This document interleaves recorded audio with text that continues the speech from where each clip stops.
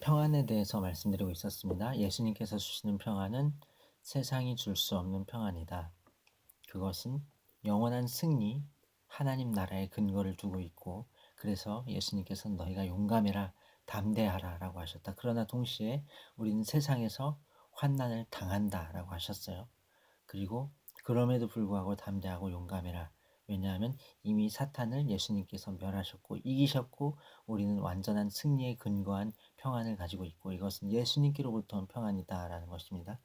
요한복음 12장 35절 36절을 말씀드리고 싶습니다. 제가 읽어드릴게요.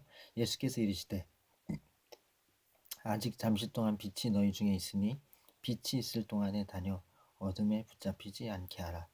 어둠에 다니는 자는 그 가는 곳을 알지 못하느니라. 너희에게 아직 빛이 있을 동안에 빛을 믿으라. 그리하면 빛의 아들이 되리라. 예수님께서 이 말씀을 하신 것은요, 어, 제자들에게 하신 거예요. 제자들에게.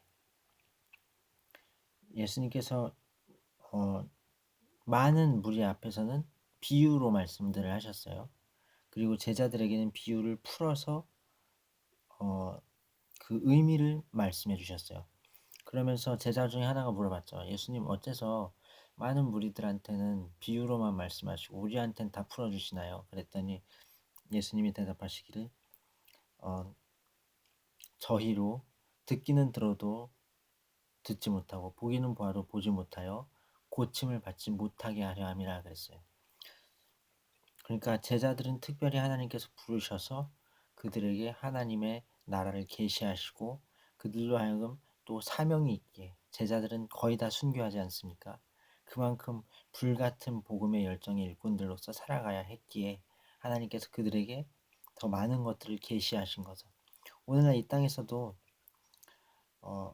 같이 예수를 믿는다고 할지라도 우리가 하나님께로부터 계시받은 어떤 영적인 부분들에 대한 암들, know, K-N-O-W, 그것은 차이가 많이 있습니다. 그리고 더 많이 받은 자에게는 많이 요구하시는 거예요, 하나님이.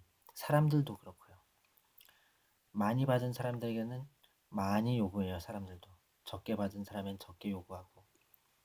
그래서 5달란트 받은 사람은 3달란트 남기면 안 됩니다. 5달란트 받은 사람은 5달란트 더 남겨서 10달란트 만들어야 돼요. 2달란트 받은 사람은 1달란트 남기면 안 돼요.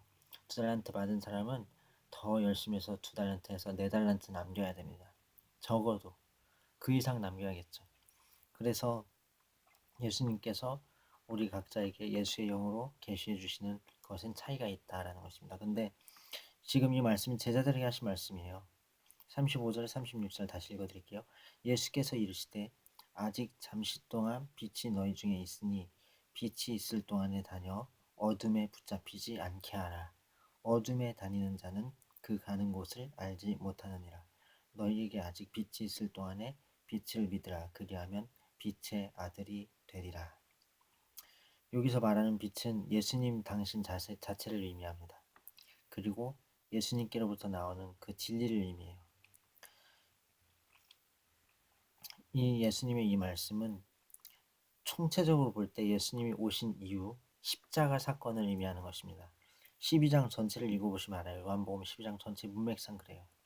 그래서 그 십자가에 달려 죽으시고 부활하심으로 온 인류 가운데 누구든지 예수를 믿는 자를 구원을 얻게 하신 그 역사, 그것 자체가 빛인데, 그 진리 자체가 있을 동안에, 그 빛이 있을 동안에 다녀서 어둠에 붙잡히지 않게 하라, 이렇게 말씀하고 있습니다. 저는 신약의 서신서에 이런 말씀이 생각나요. 근신하여 정신을 차리고 기도하라.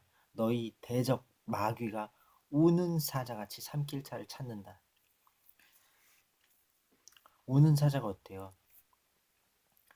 막 조심조심 하다가 먹이를 발견하면 확 물어뜯죠. 우는 사자는 그렇게 합니다.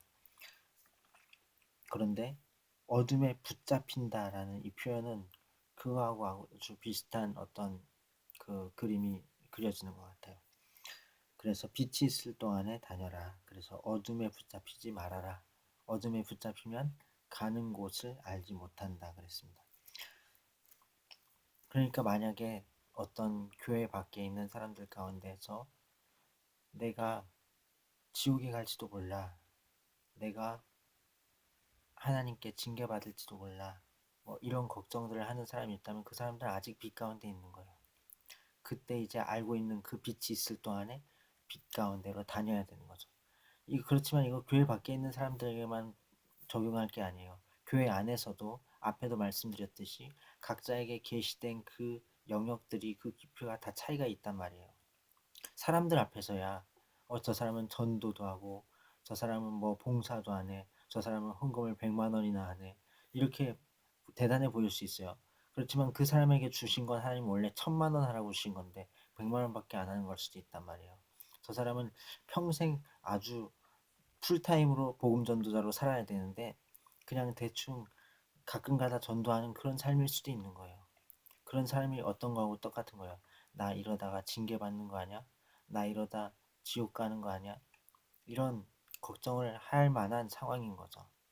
그런데 어둠에 붙잡히면 어떻게 해요? 사람들 앞에서는 괜찮으면 하나님 앞에서 내가 계시받은 것, 하나님 앞에서 내가 알고 있는 천국, 내가 알고 있는 영적 깊이, 내가 알고 있는 영적 싸움, 실제적인 하나님과의 관계 안에서의 그 모든 우리가 헤쳐 나아가야 할 그 사항들에 대한 그 길을 잃어버린다는 거죠. 그래서 어둠에 다니는 자는 그 가는 곳을 알지 못하느니라, 이렇게 말할 수 있다는 거죠. 그래서 26절에 이렇게 말씀해요. 너희에게 아직 빛이 있을 동안에 빛을 믿으라. 그리하면 빛의 아들이 되리라. 할렐루야. 너희에게 아직 빛이 있을 동안에 빛을 믿으라. 빛은 빛이신 예수님 자체를 의미하고, 또 하나님의 말씀인 이 성경 진리를 의미하고, 또 우리 가운데 성령님께서 우리 안에 오시면 마치 환한 빛처럼 우리 안에 어둠을 몰아내시고 우리가 빛 가운데 가도록 하십니다. 그 빛을 믿어야 되는 거예요. 그 진리, 정확한 하나님을 아는 하나님을 따르는 계시, 하나님께서 기뻐하시는 바를 선택하는 그것. 그러나 이제 중요한 말씀을 드릴게요. 성령 충만의 목적이 뭡니까? 질문 드리는 거예요. 대답해 보세요. 성령 충만의 목적이 뭐예요? 만약 이 시간에 당신께서, 이 영상을 보신 당신께서 성령 충만을 받는다. 그럼 그 목적이 뭘까요? 복음 전도 그럼 누구에게 어떻게? 아니면 뭐 어떤 일 사역? 그렇다면 무슨 사역 어떻게, 무슨 계획 안에서 어떻게 해나갈 겁니까? 선교 어디로, 무엇을 어떻게? 뭐 재정적인 건 어떻게 할 거고, 영성 생활은 어떻게 할 거고, 또 실제적인 전도 사역, 선교 사역은 어떤 식으로 행할 거고, 또 실제적으로 전도 선교 사역으로 추수해낸 일꾼들을 어떻게 길러낼 거고, 어떻게 키워낼 거고, 수많은 것들이 있잖아요. 어떤 목사님이 말씀하신 걸 제안드리고 싶어요. 성령 충만에는 반드시 목적이 있다. 어떠한 철학을 갖고, 어떠한 계획을 갖고 성령 충만을 추구해야 한다라는 겁니다. 물론 아주 특별한 경우에는 하나님의 어떠한 보편적이지 않은 계시가 있어서 성령 충만 이후에 하나님의 그냥 영의 인도를 따라서 그분이 시키는 대로 갈 수도 있어요. 물론 그런 경우가 없는 건 아닙니다. 그렇지만 아주 보편적으로는, 대체적으로는 우리가 계획해야 돼요. 우리가 실제로 우리 마음에 하나님께서 두신 선한 소원들을 가지고 구체적인 철학을 갖고 계획하고 그 안에서 우리가 성령 충만을 받고 그 능력으로 일을 해야 된다는 거죠.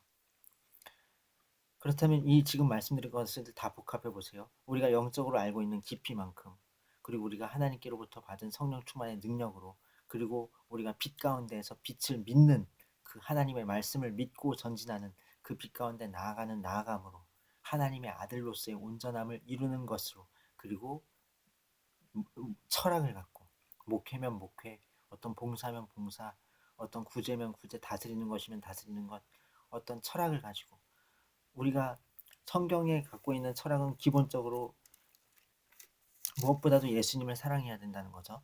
예수님의 제자가 되기 위한 어, 요소들이 많이 있잖아요. 그 조건들이, 예를 들면 아버지나 어머니나 자녀나 뭐 친척이나 집이나 밭보다 예수님을 더 사랑해야 된다. 또 자기 십자가를 지고 예수님을 따라가야 한다. 나는 내 십자가는 팽개치고 그리고 예수님 따르겠다 랄랄랄라 이거 아니다 말이죠. 그리고 또 자기를 부인해야 된다. 자기를 부인하고 나를 없는 것처럼 여기란 거죠. 나를 사랑치 말라. 그리고 예수님을 사랑해라 그거죠. 사실 이걸 복합적으로 생각해서 딱 세상 사람들한테 적용해 보세요. 오히려 그리스도인이 아닌 사람들이 훨씬 더 예수님의 제자로서의 삶을 조건별로 쭉 나열하면 오케이 오케이 오케이 오케이 오케이 되도록 다 살아가고 있는 걸 볼 수 있어요. 실제로 그렇습니다. 그렇기 때문에 그리스도인들은 더 분발해야 되는 거예요. 우리는 썩을 면류관을 위한 것이 아니라 썩지 아니할 면류관을 위하여서 절제하고 충성해야 되는 것입니다.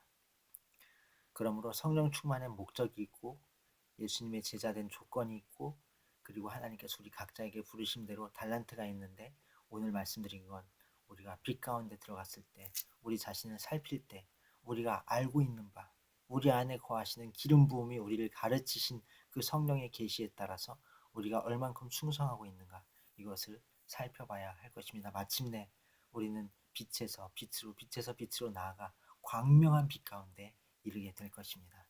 감사합니다.